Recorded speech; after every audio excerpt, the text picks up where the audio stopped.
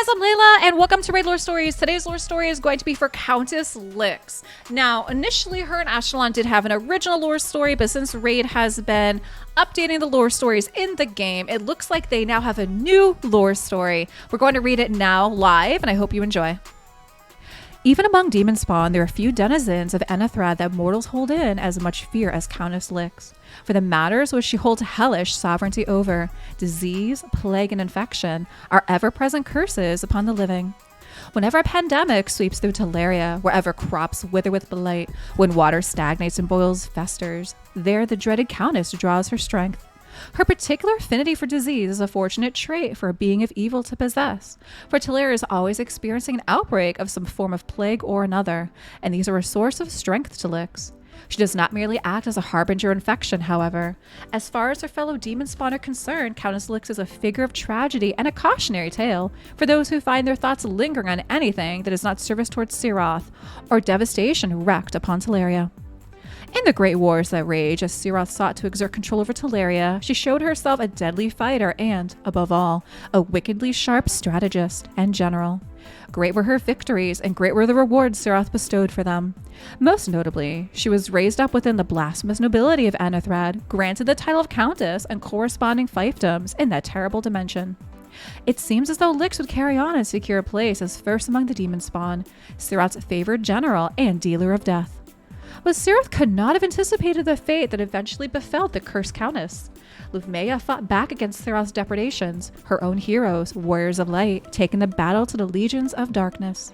Lightbringers, those who had sided with Lufmeya during the Great Divorce, soon led the resistance against the demon spawn in Teleria, and none were more potent when it comes to matters of tactics or strategy than Ashlon, the Crimson Angel. It was not long before the armies of Countess Lix and Ashlon clashed, first in the Battle of the Seven Passes, then again indecisively at Mordrun. Yet more engagements followed at Silverford, Melkin Fields, at Morroburn, Castle Strevex, and Holdmire. At Red Mount, the Countess seemed to have the advantage, only for her forces to fall into a deadly trap laid by Ashlon. At Aquain, this happened in reverse, as a wide outflanking movement by Ashlon's cavalry was preempted and cut off by Lix's reserve.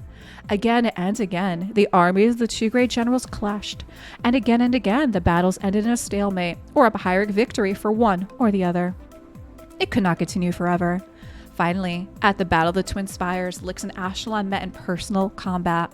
The clash was so furious, so potent, that those nearby were cast aside by the outpouring of power.